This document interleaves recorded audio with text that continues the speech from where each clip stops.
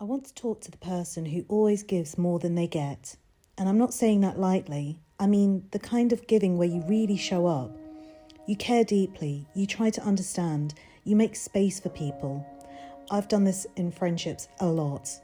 Being the one who listens for hours when someone is struggling, the one who drops everything when a friend needs advice or comfort.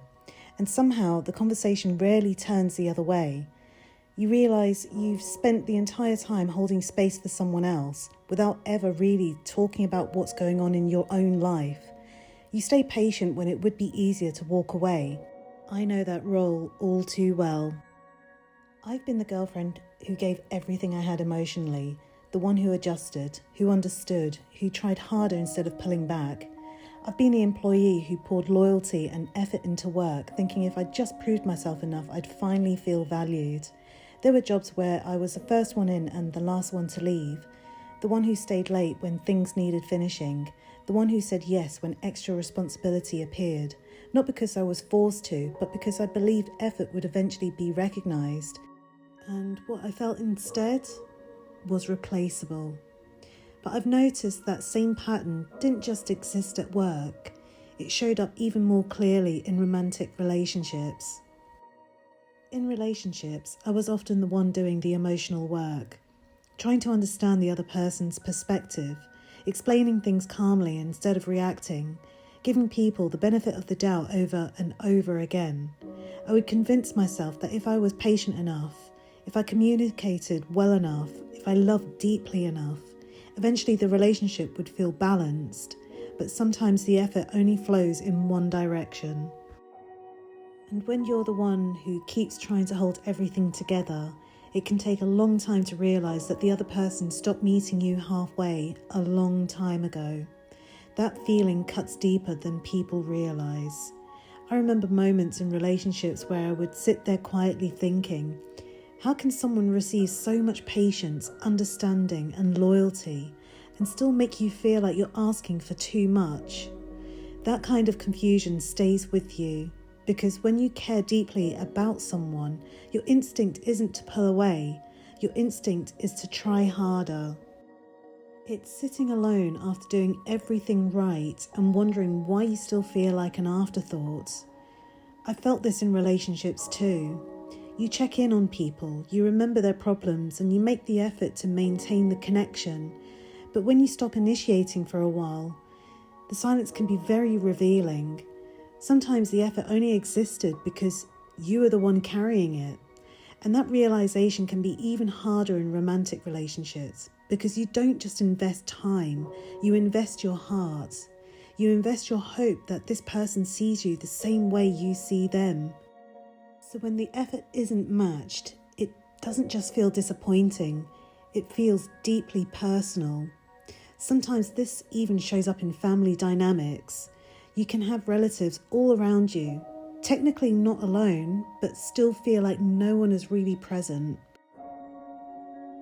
There were years where family members knew I was living alone, going through difficult periods, sometimes unemployed, sometimes struggling emotionally, and yet months could pass without anyone asking how I really was, not even a simple coffee invitation to sit down and talk. That kind of absence stays with you. You think to yourself, maybe I'm expecting too much, or I should just be grateful. Maybe this is normal. But there's something very specific about the pain of overgiving. It's the slow realization that you have been pouring so much into other people that you don't even know what it feels like to be poured into. I know this feeling all too well. You start looking back and noticing how much of yourself you've been giving away. In relationships, that can look like constantly being the one who fixes things, the one who initiates the difficult conversations, the one who apologizes first just to restore the peace, the one who keeps believing the connection will improve if you just hold on a little longer. But love shouldn't feel like something you're carrying alone. Your time, emotional energy, your patience and your understanding. And when you pause for a moment, you realize how rarely that same effort comes back to you.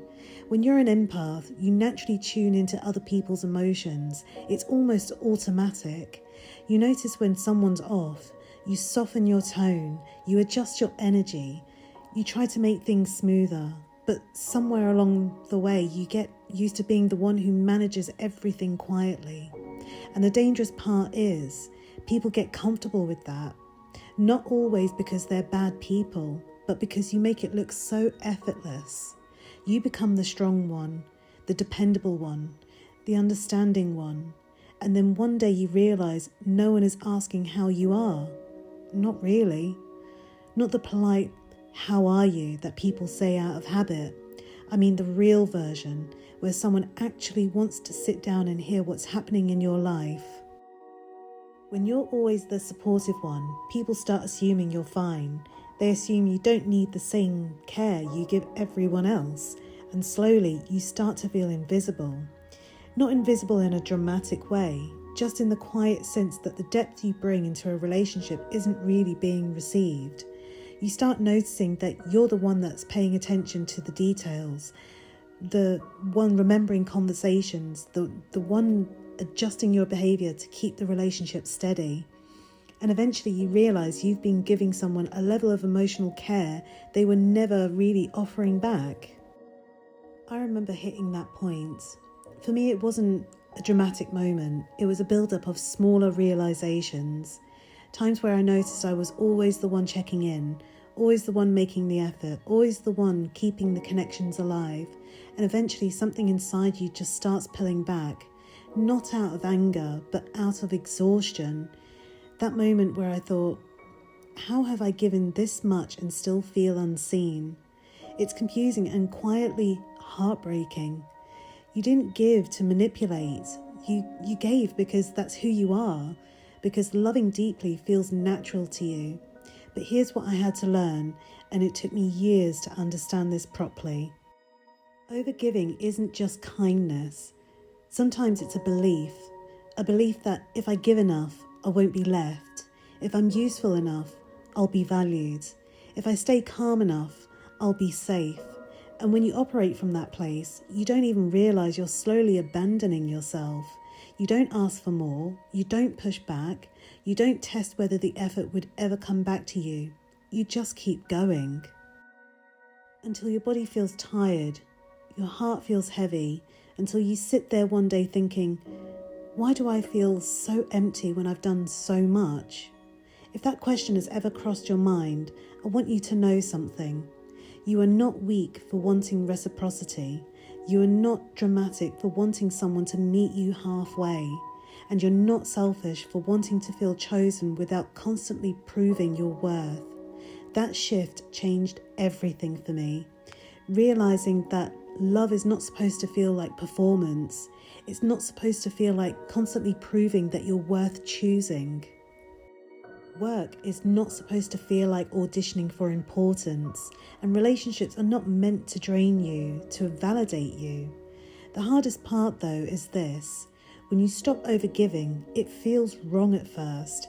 You start replying a little less quickly. You stop volunteering to solve everyone's problems.